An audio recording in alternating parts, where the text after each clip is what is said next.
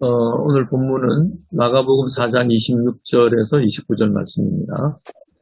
또 이르시되 하나님의 나라는 사람이 씨를 땅에 뿌린과 같으니 그가 밤낮 자고 깨고 하는 중에 씨가 나서 자라되 어떻게 그리 되는지를 알지 못하느니라.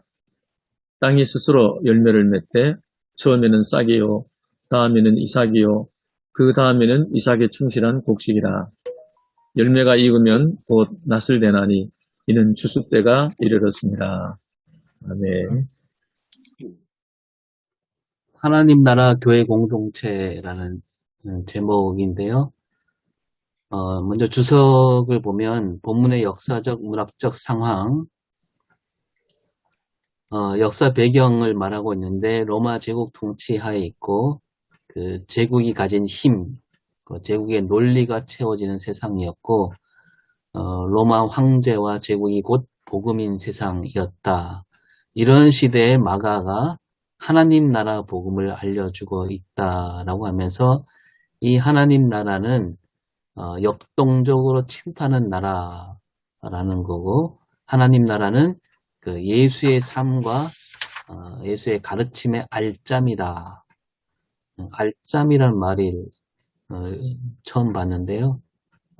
여러 가지 중에 가장 중요한 내용이라는 순 우리말인 것 같습니다.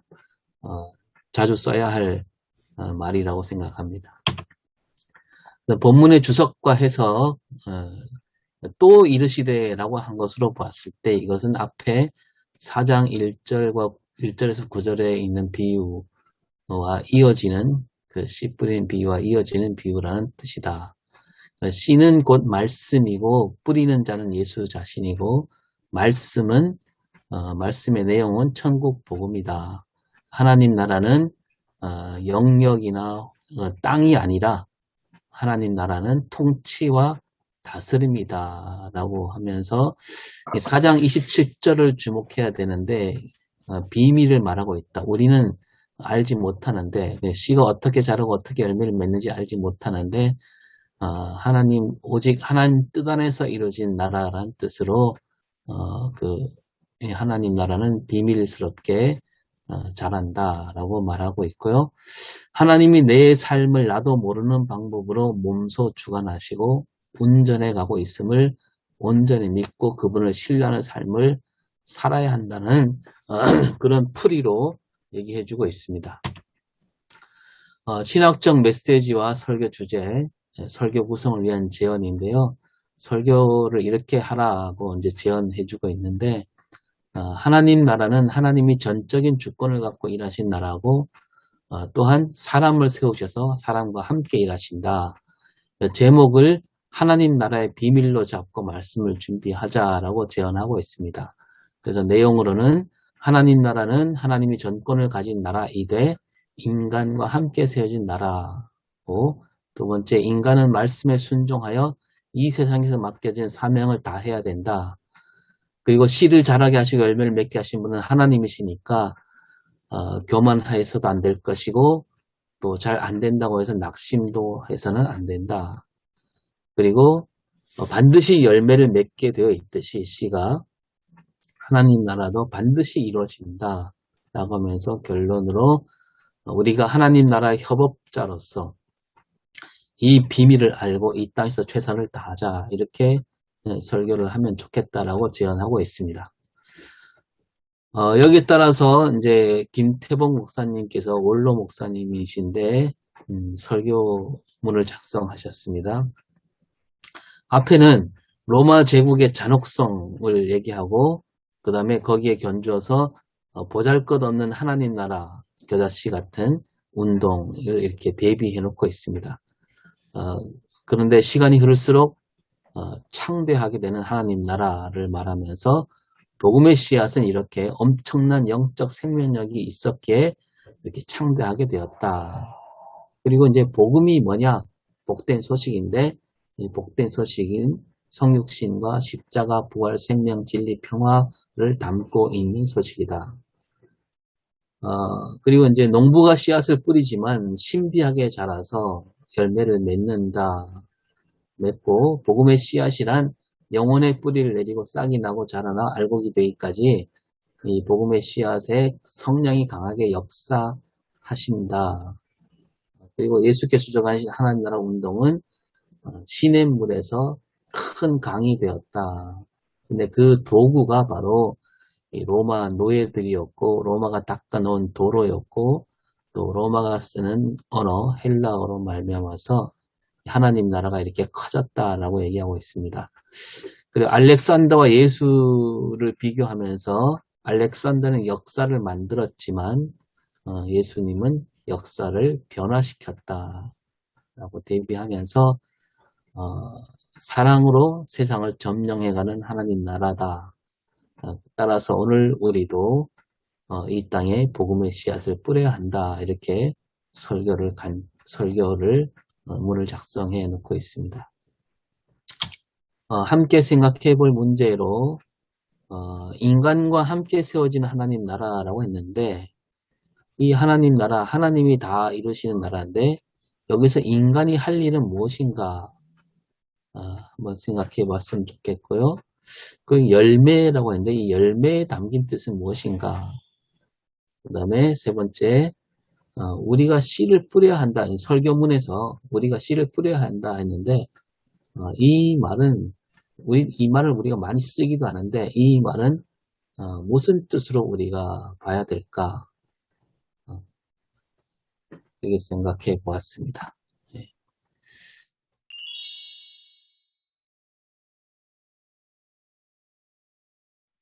근데 이 비유를 이제 그 설교문에서는 약간 그런 뉘앙스로 얘기했잖아요.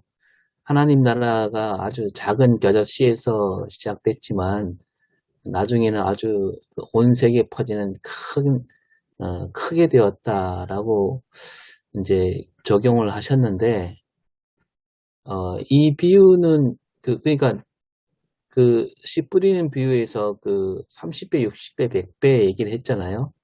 예, 커진다라는 의미는 거기서 이제 그 비유에서 얘기한 거고 지금 이 비유는 또 그걸 강조하는 비유는 아니지 않는가. 예, 그래서 그렇게 연결시키는 거는 좀 무리수가 있는 잘못된 건 아니지만 거기에 맞는 풀이는 아니지 않을까 생각합니다. 뭐 저도 오 목사님 이야기에 동의하고요. 그거 두 개를 비교해 본다면은 앞에 거는 그 좋은 땅에 그렇게 100배 이렇게 열매를 거두는 것인데요. 뭐 크게 보면은 비슷한 것 같지만 조금 이렇게 뭔가 디테일하게 보면은 오늘 본문의 그 자라나는 씨 비유에서는 어떤 그 로마 제국이나 인간이 세운 나라들은 어떤 인간적인 생각이나 계획이나 방법 이런 것들이 수단들이 동원이 되는데 이 자라나는 씨 비유에서는 그 저절로 자란다 그랬거든요. 여기 저절로라는 말은 없지만은 스스로. 어떻게 그리 되는지를 알지 못하고 또 땅이 스스로 열매를 맺되 이렇게 되어 있는데요. 어떤 그 하나님 나라가 이루어져 가는 과정 또 방법 뭐 이런 쪽에 초점을 두고 있지 않는가 그렇게 생각이 드네요. 혹시 고린도전서 1장과 연결되겠습니까? 바울이 뭐 한 사도는 심고 한 사도는 물을 주는데 자라게 하시는 이는 하나님이시다.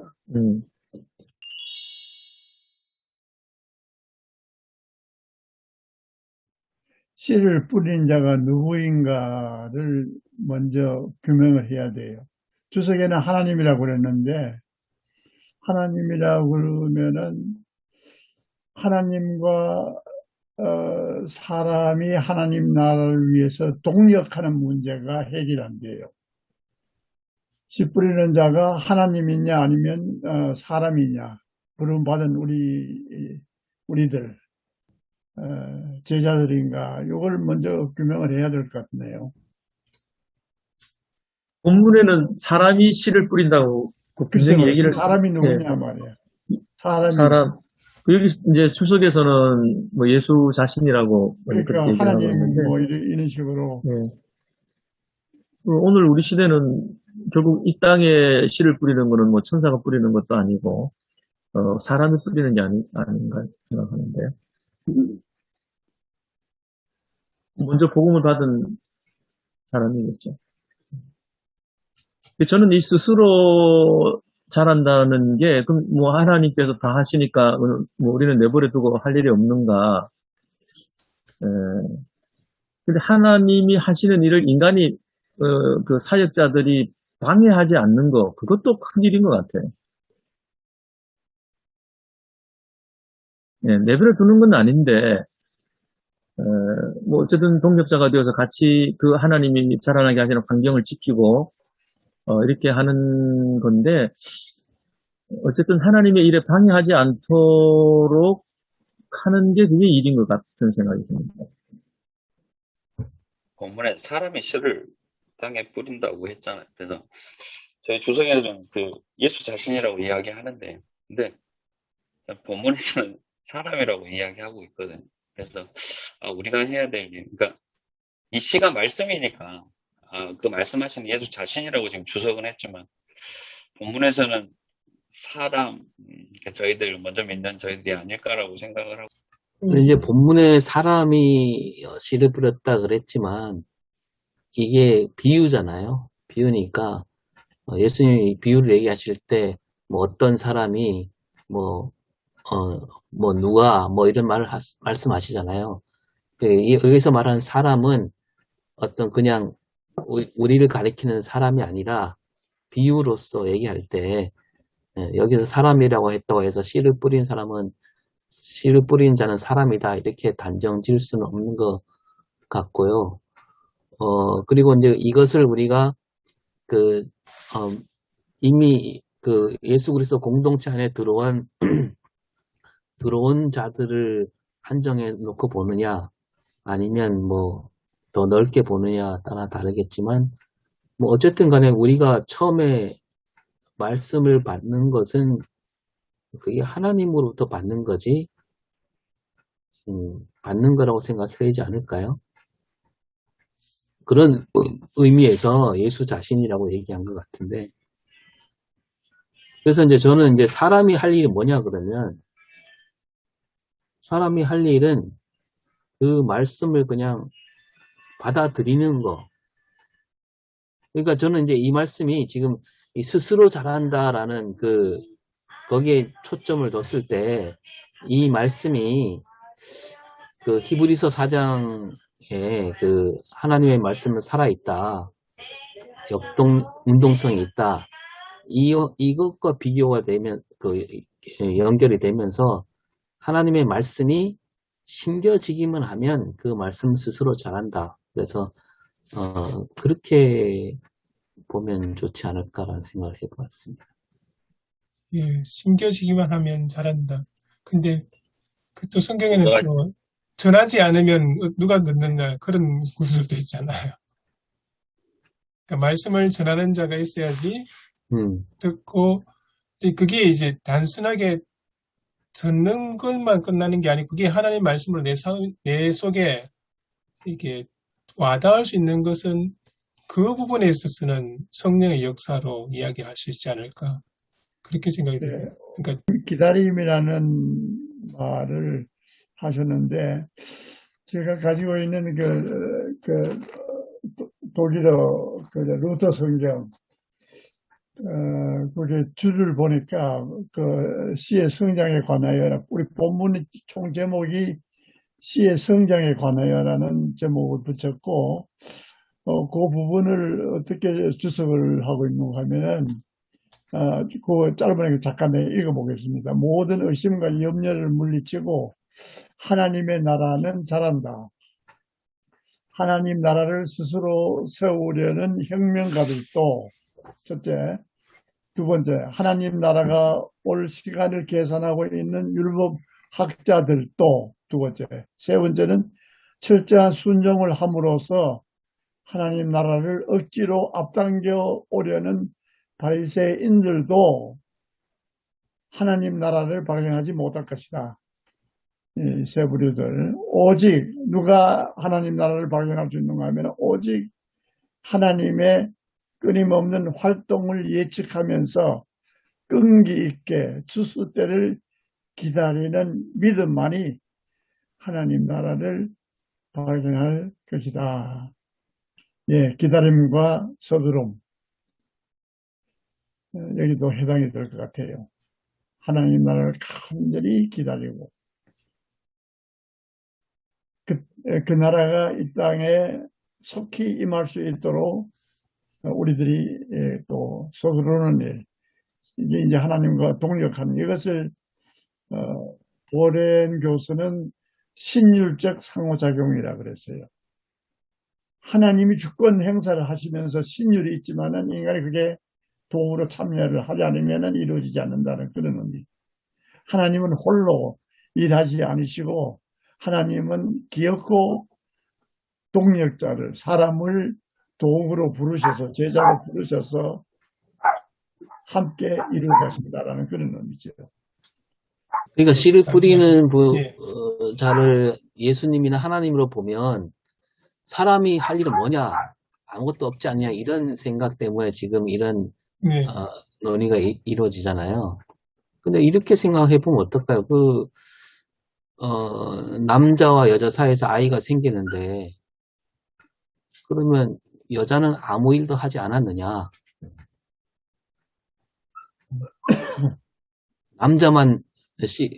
남자만 일을 했느냐? 그건 아니잖아요. 그런 의미로 보면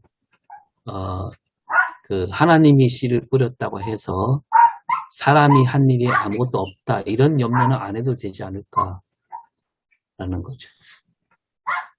이제 방금 오동일 목사님이 하신 얘기를 조금 하면 남자와 여자를 비교하셨잖아요. 그러면 사람과 땅으로 구분을 하면 사람은 씨를 뿌리고 추수를 했고 땅은 자라게 했잖아요. 그러니까 구별이 되는 거거든요. 근데 이제 여자가 그러게 해서 아무것도 한 일은 없지 않냐 하면 저희들의 모습이 땅이 돼야 되는데 저희들이 땅은 아닌 것 같거든요. 자라게 하시는 분은 그분이어서 좀 이게 하나님이 씨를 뿌렸으면 저희들이 어떻게 해야 될까라는 고민은 하게 됩니다. 그러니까 분명히 사람이 씨를 뿌리고 추수를 하는 건 사람이고 지금 보면 땅은 우리가 알지 못하게 우리가 기다리면 자라게 하거든요. 이게 마무리는 목사님들이 해주십시오. 저는 두 가지가 그렇게 상충되지 않는다고 봅니다. 예수님 당시에 단순하게 생각해보면 예수님도 뿌리는 자로 오셨다는 거죠. 예수님도 뿌리는 자로 오셨고 하나님께서 예수님을 뿌린 자로 보내신 거죠. 그렇게 보고 오늘날 시대는 바로 주의 제자들, 사도들을 비롯해 주의 제자들이 씨 뿌린 자로 예수님께 세우셨다는 거죠. 그렇게 우리 보면 그리고 그냥 사람이 일반적으로 우리가 말하는 예수님께서 그냥 말씀하실 때에 그냥 편하게 사람들이 알아들을 수 있도록 그 당시에는 예수님께서 아주 고차원적인 말씀을 하실 것은 아니고 일반 사람들이 다 알아들을 수 있도록 그렇게 말하시기 때문에 사람이 씨를 뿌리는 것은 그 당시에 늘 씨를 뿌리는 일들이 늘 있으니까 농촌에 씨 뿌리는 일들이 늘 있잖아요. 그렇게 의미로 이제 말씀을 하셨다고 그렇게 봅니다. 씨는 농부가 씨를 직접 만든 건 아니거든요. 씨는 거슬러 가면 결국은 하나님께서 주신 거지 사람이 만들어낸 건 아니거든요. 무엇이든지 이제 씨도 생명력이 있지 않습니까? 씨가 굉장히 작은데 놀랍게 씨이 열매를 맺는 거군요. 그 안에 압축되어 있는 거죠. 씨가 죽으면 자랄 수도 없는 것처럼 씨 안에 생명이 있다는 거죠. 그래서 하나님께로부터 온 씨앗이 하나님께서 생명을 주셨기 때문에 있는 것이고 하나님께서 예수를 통해서 그 안에 생명이기 때문에 쉬우면 자란다는 거죠. 그러면 여기 사람의 씨를 땅에 뿌린다는 이유이면은 첫 번째 뿌리신 분이 예수님으로 보고 그 뒤로부터는 뭐 복음 전도자나 그리스도인들, 말씀을 전한 자들 이렇게 이해를 하면 예, 그렇죠. 되겠습니까? 씨는 복음 예수 그리스도를 의미한다고 생각하면 그렇게 보면 사람의 역할, 그리스도인들의 역할이 조금 어느 정도 보여지기도 하거든요.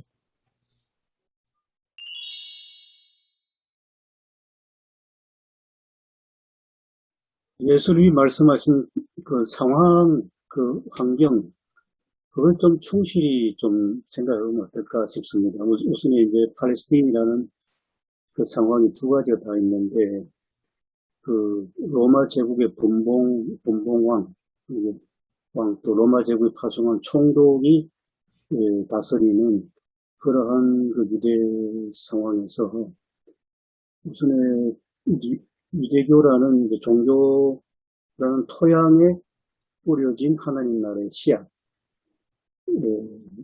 전 목사님 말씀하신 것처럼 그 아주 작은 씨앗인데 거기에는 어떤 하나님 나라의 생명력이 있어가지고 그러한 종교, 그 유대교라는 종교 토양에 전혀 새로운 그 하나님 나라의 씨앗이 싹이 트는데 사람들은 어떻게 자라는지 모르는데 그 씨앗 안에 있는 그 생명력이 저절로 발화해가지고 자란다는 거.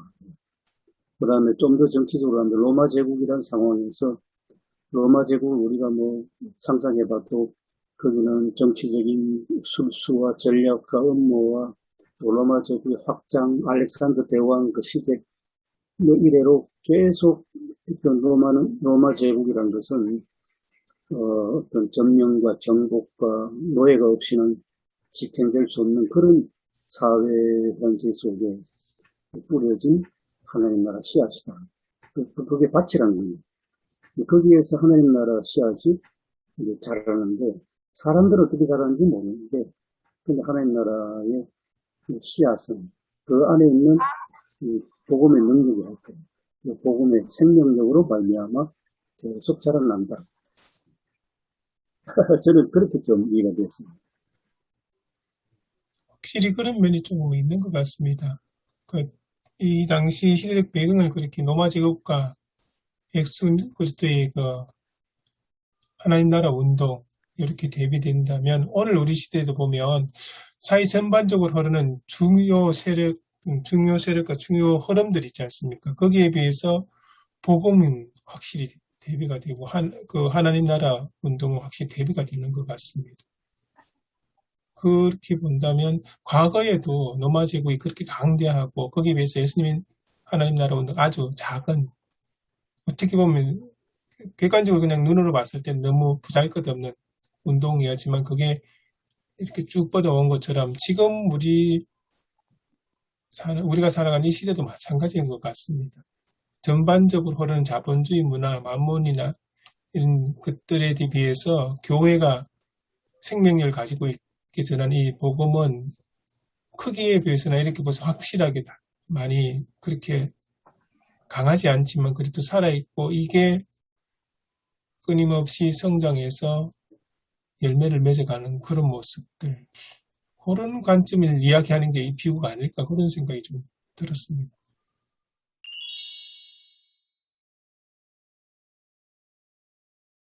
저는 오늘 본문에서 기다림이라는 단어를 계속 생각하거든요. 씨를 뿌리고 싹이 나고 이삭이 되고 그 곡식이 돼서 열매를 맺을 때까지의 그 기다림, 저희들이 많이 못 기다리잖아요. 그러니까 어떤 주석에 보니까 씨 뿌려놓고 이게 싹이 뿌리가 났는지 아니면 싹이 자라는지 다시 막 파본다고 파는 순간 그건 다시 자라지 않잖아요. 그래서 그 기다림을 이야기하면서 저도 본문 보면서 이 기다림을 계속 생각하게 되는 것 같거든요. 그래서 저는 이걸 기다림에 좀 초점을 맞추면 어떨까라는 생각을 했었습니다. 아까 우리 그 이상훈 목사님이 기다림 얘기했는데 이제 하나님 나라가 가진 어떤 생명력이나 역동성을 생각하면 우리가 억지로 뭐 이렇게 막 뭔가 하려고 하는 게 아니라 하나님 말씀의 생명력과 역동성을 믿고 우리가 기다려야 되지 않나 이렇게 연결될 수도 있지 않을까 생각을 해보았습니다. 예.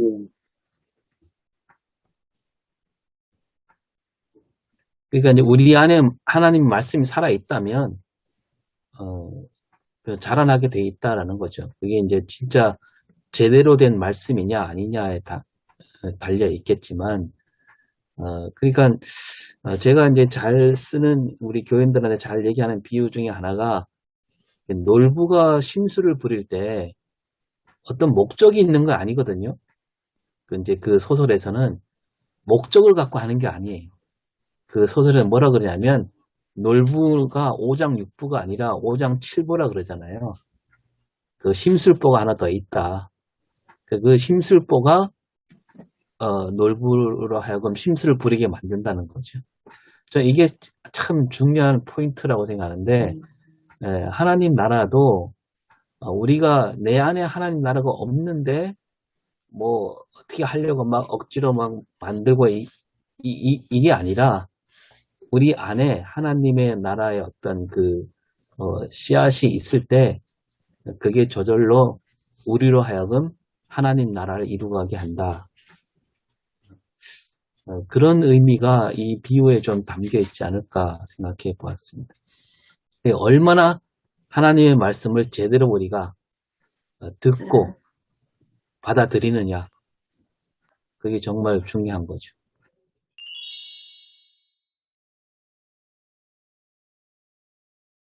저는 개인적으로 여기에 그 비유가 제일 처음 시작하는 게 하나님 나라는 사람이 씨를 땅에 뿌린 것 같으니 이렇게 시작을 하지 않습니까? 그러면서 계속 대비가 되는 게 27절에 그가 나오거든요. 그러니까 사람 이야기 그가 그러니까 씨를 뿌리는 그 이야기가 나오고요. 28절은 땅이 스스로 이런 이야기 나오거든요. 그러니까 씨를 뿌린 사람하고 땅하고 이렇게 자꾸 대비가 되는 게 보면 그는 알지 못하니까 씨를 뿌린 사람은 알지 못하지만 땅은 스스로 열매를 맺는다. 요 대비가 어떻게 보면 중요한 포인트가 아닐까 그렇게 생각이 듭니다. 그러니까 씨를 뿌리는 사람, 그러니까 우리들이 복음을 전하는 사람으로 생각한다면 복음을 전하는 우리들은 이 전한 게 어떻게 영향을 끼치고 어떤 변화를 가지고 어떻게 이제 사람들을 변화시키고 사회를 바꿔갈지는 알지 못하지만 그런 하나님께서는 우리가 알지 못하는 사이, 그러니까 우리가 씨를 뿌리서 우리가 알지 못하는 사이에 하나님의 뜻에 따라서 하나님이 계획하신 그 계획에 따라서 하나님의 때가 되면 그때 열매를 맺게 하실 것이다. 그런 뉘앙스가 아닐까 그런 생각이 많이 들었습니다. 저는 아까 우리 김정일 목사님 말씀하신 이삭의 충실한 곡식. 그러면은, 뭐 이삭까지는 되었는데, 이삭은 폈는데, 충실하지 못하면 알곡이 안 되고 죽정이가 되는 거잖아요?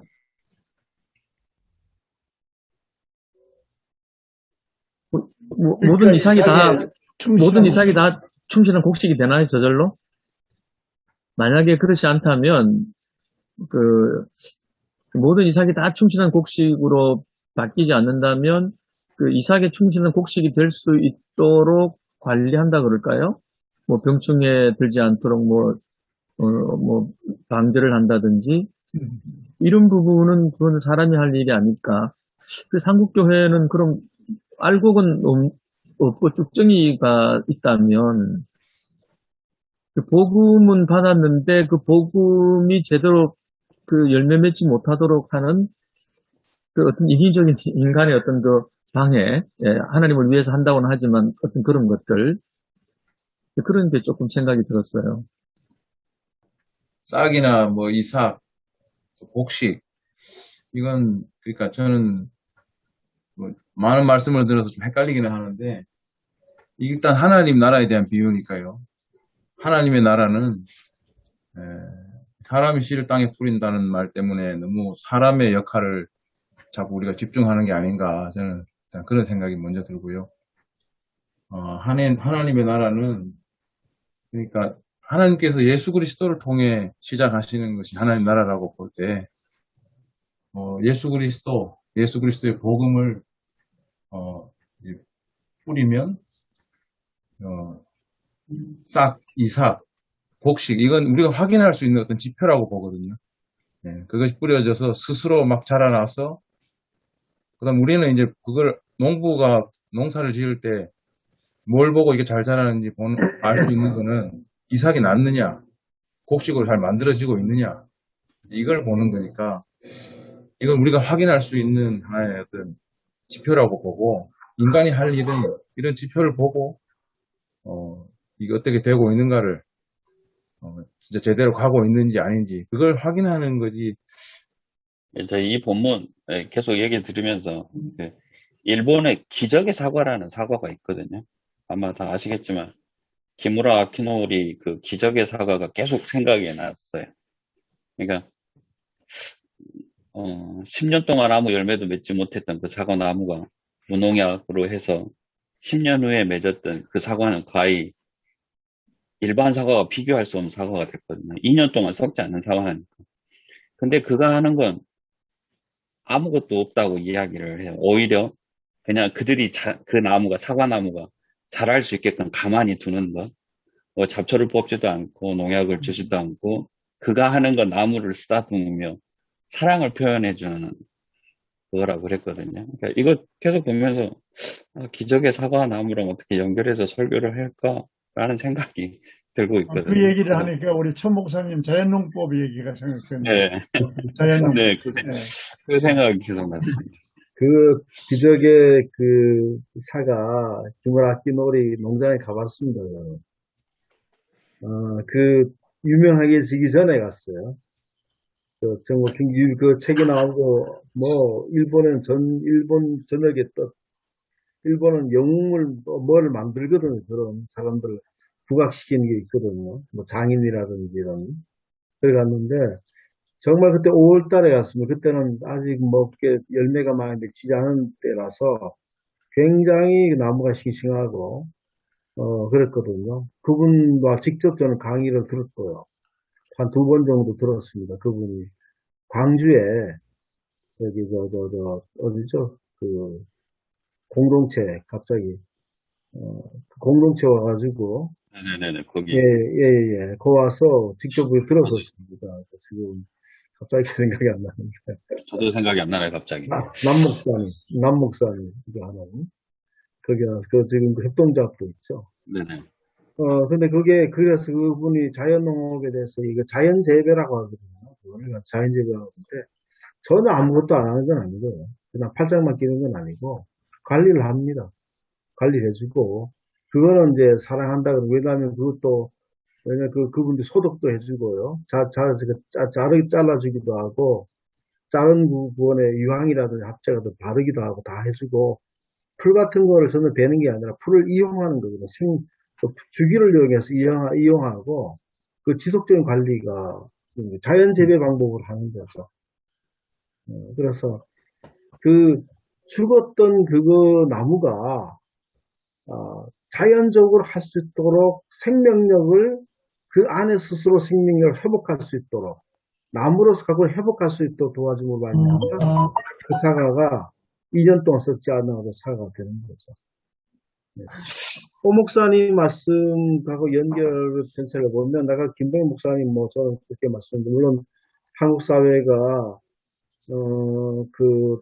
지금 여러 가지 아까 제대로 열매를 맺지 못한 진짜 어떤 열매를 맺지 못한 상황이 있는데 그런 우리가 해야 될 일은 생명력을 회복하는 것들. 그러니까 저도 지금 요즘에 하나님 나라가 코로나 때문에 우리가 옛날처럼 교회가 무슨 뭐를 하고 이런 걸 전 하지 못한 상황이지 않습니까? 그래서 저도 최근에 맥스러지는 교회 안에가 그동안에 교회 안에가 분열과 갈등, 저희 교회 상황도 굉장히 심각한 상황이 요즘 많이 이제 또 안정되고 그런 상황이라서 우리 안에 진짜 생명력, 아까처럼 생명을 잃어버린 원래 그 사람이 10년 동안 기다린 것처럼 원래 갖고 있는 예수께서 복음의 씨앗이 들어있는데 이거를 진짜 생명력이 회복이 될 수 있도록 하는 게 진짜 생명력을 제대로 가질 수 있도록 이 교회가 지금 우리 교회가 크나 작으나 그 안에 예수 그리스도의 생명력이 움직이는 그 교회가 될 수도 회복하는 것이 지금 우리의 과제가 아닐까 그렇게 생각되거든요. 이거 안 되는데 자꾸 잘라낸다고 해가지고 좋은 열매를 맺을 수가 없다는 거죠. 나를 보고 너가 왜 그런 열매를 안 맺었냐? 왜 그런 열매가 없냐? 왜 그렇게 좋지 않은 열매를 맺지 않느냐? 자꾸 얘기를 한들 실제로 그것도 열매를 아무리 그래도 열매를 맺고 자르고 약을 치고 한들 안 돼 아니라 나무 스스로 갖고 있는 생명력, 복음의 생명력을 우리 교회가 우리 각 사람이 복음에 갖고 있는 순수한 생명력을 정말 스스로 회복해서 그 생명력이 스스로 피어날 수 있도록 하는 어떤 그런 교회를 우리가 이때에 지금 우리가 만들어갈 무슨 일을 못해서 아쉽고 어떤 사업을 못하고 무슨 활동을 못해서는 아니라 진짜 교회가 생명을 회복하는 그것이 굉장히 중요하지 않겠나 하는 생각이 들고 저 농사를 지으면 결국은 세 가지가 있지 않습니까? 저희들 이제 하나님 농부시라. 그 다음에 또, 물론 예수님은 이제 나무지만, 오늘날 보면은 이제 이 땅의 농부들. 그 다음에 농부들만 아니라 결국은 땅과 세 가지가 잘 돼야 농사가 되지 않습니까? 그래서 요즘 굉장히 씨도 좋고 잘 가꾼다고 해서 되는 게 아니라 제가 배추를 조금 일찍 심었거든요. 일찍 심었는데 배추가 초반에 잘 됐어요. 지금은 배추가 다 물르고 그냥 배추가 엉망이 되어버렸습니다. 조금 늦게 심은 사람, 지금 가을 장마가 2주간 계속되고 지금도 장마가 되거든요. 조금 늦게 있는 사람들은 배추가 좋아요. 근데 일찍 심은 사람들은 더 잘 될 것 같은데 지금 배추가 엉망이 되어버렸어요. 그러니까 우리가 열심히 가꾼다고 해서 되는 것 같아. 열심히 가꿔야 되겠지만 그것과 함께 하나님이 자라게 하시고 자라게 하신 역사가 있어야 된다라고 하는 거를 농사를 지으면 다 느낄 수가 있습니다. 여기 아까 그 설교에서는 이제 예수님이 일으키신 하나님 나라 운동이 창대해져서 온 세계를 뒤엎다라고 했는데 이제 거기서 좀 불편한 거는 우리가 중세 시대를 보면 말하자면 하나님 나라 확장을 위해서 십자군 전쟁을 일으킨 거잖아요. 근데 그런 거는 오늘 말씀과 전혀 반대되는 예라고 할 수 있고 또 하나 이제 제가 마음에 걸리는 부분이 우리가 이제 전도 운동을 막 할 때 그런 말 많이 하잖아요. 때를 얻든지 못 얻든지 가서 빨리 전해라. 전하면 이제 그 사람 하나님이 알아서 그를 이렇게 인도해 주실 거다. 전하는 게 중요하다. 이렇게 되면 좀 거꾸로 된 것 같아요. 사람은 그냥 뿌리고 하나님이 알아서 이제 키워서 이렇게 확장시킨다. 이러면 꼭 사람이 주인인 것 같고 하나님이 종인 것 같고 그런 느낌이 들지 않습니까? 근데 그걸 좀 다르게 볼 수 있지 않을까요? 그러니까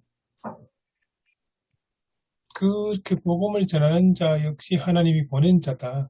하나님이 그렇게 생각하면 물론 이제 말씀하신 그 의도는 충분히 이해가 됩니다만 그러니까 하나님께서 그러니까 예수님이 사도를 보내듯이 우리를 택하셔서 복음을 전하는 자로 보내셨고 그리고 우리를 통해서 복음이 전해지게 하시고 복음을 받아들인 사람 역시 그 사람들의 속에 복음을 성장시키는 분도 하나님이시고 그런 관점으로 보면 조금 다르게 볼 수 있지 않을까 그렇게 생각이 듭니다. 요즘 우리 선교학 속에서 하나님의 선교 이야기를 많이 하시잖아요. 그게 중심이 되잖아요. 그 선교의 주체를 하나님의 관점에서 보면 그렇게 보일 수 있지 않을까 그런 생각이 듭니다. 너무 인위적으로 하면 안 되지 않을까 그런 마음이 있어요. 이제 예전에 어디요 이쪽 아시아 협회 지금 복음 협회인가 거기서 한국 교회에다가 요청을 했잖아요. 제발 선교사 보내지 말라고. 그러니까 이제 선교사가 복음을 들고 온 게 아니라 그 교단을 들고 들어와갖고 서로 막 교파끼리 싸우고 이런 일들이 많아져서 그 선교지에 어떤 그 세력 다툼만 일어나고 분쟁이 더 심화되고 이런 경우가 있었다는 거죠. 그런 의미를 담고 이 본문을 보면 좀 이렇게 맞아떨어지지 않을까 하는 생각이 들기도 합니다. 그냥 스쳐 지나간 생각이에요. 그래서 이 본문을 가지고 이 김태봉 목사님 설교를 하셨는데, 이 설교는 결국 제가 보기에는 굉장히 평범한, 그저 무난한 설교이고, 정말 위기를 오늘 우리 그리스도인들과 교회를 향해서 위기의식을 갖게 하고 회개하게 하는 도전을 하는 그런 설교는 아닌 것 같아요. 결국 한국 교회가 성장을 했다. 그 성장의 내용이 뭐냐? 정말 열매를 맺었느냐? 이 열매와 추수는 이게 심판이거든요. 심판을 상징하기 때문에 이 설교에서 정말 이 설교가 오늘 한국교회를 향해서 우리 그리스도인들을 향해서 열매가 정말 있느냐? 회개에 합당한 열매를 맺어야 되는데 회개에 합당한 열매가 구체적으로 있느냐 하는 문제, 이 문제를 붙들고 좀 우리가 고민을 해야 될 것 같아요. 마지막 설교는 우리를 위기를 몰고 우리로 하여금 어찌할 거라고 하는 위기의식을 가지고 회개를 하도록 몰아가야 되는데, 이 본문 말씀은 사실은 오늘 한국교회를 향해서 크게 외칠 수 있는 내용이거든요. 그런데 김태홍 목사님 설교는 너무 좀 무난한 평범한 그런 설교였네요.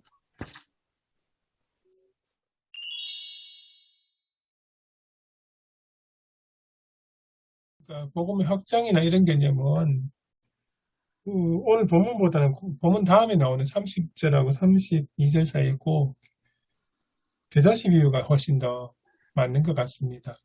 그렇게 본다면 오늘 본문 내용은 저는 제 관점에서는 그 사람과 알지 못하는 사람과 스스로 사는 땅이 스스로 열매를 맺게 하는 그런 부분 대조, 그리고 그런 가운데 열매를 맺어 익으면 이제 낫을 되는 마지막 때가 오는 그런 관점에서 생각한다면 하나님의 역사와 섭리, 하나님의 때가 되면 우리를 통해서 역사하셨던 하나님의 뜻이 이루어지는 그런 관점을 다루면 어떨까 그런 생각이 들었습니다. 저는 지금 우리 이런 상황 속에서 교회가 뭐 할 수 있는 것이 없다. 또 우리가 또 목회자도 굉장히 지금은 한 2년 지나니까 초창기는 좀 그러는데 지금 2년 지나니까 또 그걸 또 많이 더 받아들이고 있지 않습니까? 옛날에 뭐 왕성하게 뭘 했었던 그런 것들이 다 중단되어 있으니까. 그러나 이제 이 중단된 건 아니다. 지금도 우리가 알지 못하는 잘하게 한 역사가 계속되고 있다. 그렇게 어떤 씨앗은 굉장히 늦게 해요. 어떤 대추나무 같은 경우는 굉장히 늦게 싹이 나거든요. 어떤 씨앗은 저래가지고 늦게까지 해서 될 때인데, 근데 가장 대추가 빨리 먹는 거지 않습니까? 그러니까 우리가 어떻게 늦게 있다고 가만히 있다고 해서 아는 게 아니라 벌써 밑에서 자라고 있는 거죠. 땅 속에서. 때문에 우리가 너무 조급하게 그렇게 하지 말자. 지금 우리가 교회를 망치고 목회자를 망치고 여러 성도를 망치는 것은 조급증이거든요. 그래서 우리가 굉장히 목회자도 숫자를 교인들을 숫자를 세고 실적을 하고 이게 다 조급증에서 나오고, 조급증 때문에 교회를 빨리 부흥시켜 성장시켜야 되는 조급증. 목회자도 압박을 받잖아. 성도들도 그동안에 굉장히 성장이기 때문에 자연스럽게 성장할 거라 생각하는데 지금 그러한 상황 속에서 성도들도 조급증, 이 사회가 온통 조급증, 빨리 뭐 하려고 하는 거, 그런 것들이 교회까지 와가지고 우리 자신 자체가 힘들게 하거든요. 스스로. 안 들어도 되는데 그게 더 힘들게 만드니까 지금 그럴 수 없는 상황이니까 지금 이 상황 속에서도 예수님 시대에도 정말 꽉 막히고 로마 제국이 지배하는 사회 속에서 예수님이 던진 메시지가 작은 씨앗에 불과한데 그건 하나님이 자라게 하신다는 것처럼 하나님이 지금 지금 멈춘 것이 아니라 하나님의 자라는 역사가 되고, 그리고 저는 씨앗이 정상적으로 씨앗도 우리가 다 선별해야 하잖아요. 그 씨앗을 다 선별해. 씨앗이 좋으면 정상적인 어떤 상황 속에서는 자라게 되어 있습니다. 자연적으로. 씨앗 자체가. 그 씨앗이 나쁘면 아무리 좋은 조건에도 자라지 않거든요. 그래서 우리가 정말 생명적인 씨앗을 교회로서 회복해야 된다라고 두 가지 메시지를 한번 설교를 하면 좋겠다는 생각입니다. 지금 이게 완성은 아니고요. 지금 우리 스스로 한 가지 더 붙이면 교회 안 자체가 교회 사람들 편하게 만나고 정말 사람들이 편하게 만나는데 지금 오늘날은 편하게 만나는 교회가 아니잖아요. 뭔가를 자꾸 다른 사람 요구하고 뭔가를 이렇게 하는 어떤 사회인데 교회 자체 생활이 즐겁지 않고 평화하지 않거든요. 그런데 이게 우리 안에 가장 큰 진짜 생명을 잃어버리게 하는 것이 상태가 아닌가 싶은 생각이 듭니다. 네, 저도 최 목사님 말씀과 비슷하게 지금 우리 한국교회 안에 있는 그 복음이라는 게 이 복음의 탈을 쓴 어떤 욕망과 욕심이 너무 가득 차 있지 않을까. 그러니까 그게 제대로 하나님 나라가 확장이 안 되고 서로 이제 그 경쟁과 다툼, 싸움으로만 치닫고 있는데 중요한 것은 씨앗이 진짜 참 씨앗이어야지 너무 많잖아요. 이게 진짜 씨인지 아닌지 막 어쩌면 우리가 돌멩이를 묻어놓고 자라나게 기다리고 있지 않은지 그런 측면에서 좀 한번 설교를 써볼까 생각 중입니다. 예, 최 목사님 조급증이 문제인데 조급증이 율법주의적인 목회를 하게 해요. 또 율법주의적인 설교를 하게 만들어요. 예. 그래서 난 이번 코로나 사태가 우리 목회자로 하여금, 그다음에 교회로 하여금 좀 조급증에서 해방이 되어서 좀 기다리면서 알곡을 만들기 위한 충실한 곡식을 만들기 위한 어떤 깊은 그런 숙면을 좀 하는 기간이 됐으면 좋겠어요. 그러니까 예. 정리가 되네요. 복음을 가장한 복음의 탈을 쓴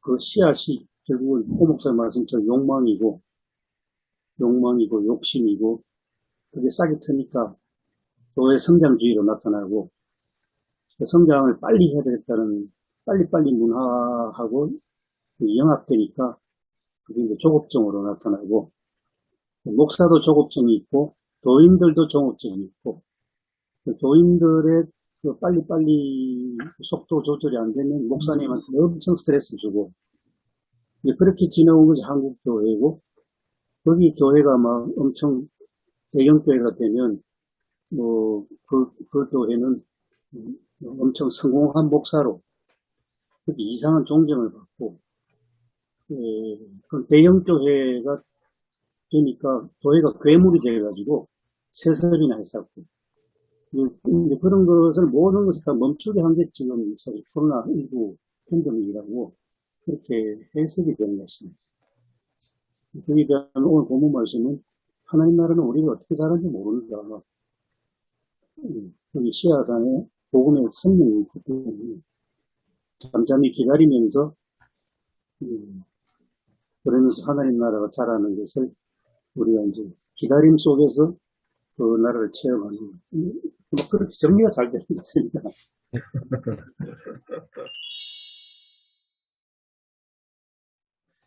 하나님 은혜를 감사드립니다. 오늘도 저희 아침부터 저희들 불러 모아 주셔서 하나님 말씀을 더 깊이 들여다보게 하심을 감사드립니다. 오늘 우리가 또 말씀을 나눌 때마다 참으로 부족하고 어리석음을 느낄 수밖에 없지만 주님께서 저희들을 붙들어 주셔서 지혜를 주시고 총명을 허락하여 주셔서 하나님 말씀을 전하기에 모자람이 없도록 주님 인도하여 주시옵소서. 오늘 또 이렇게 이끌어 가신 목사님과 또 우리 새로 오신 목사님 주님께서 함께 하셔서 하나님의 은혜 가운데 하나님의 뜻을 잘 읽어가는 우리 모두가 될 수 있도록 인도하여 주시옵소서. 감사드리며 예수님 이름으로 기도드립니다. 아멘. 네, 수고하셨습니다. 수고하셨습니다.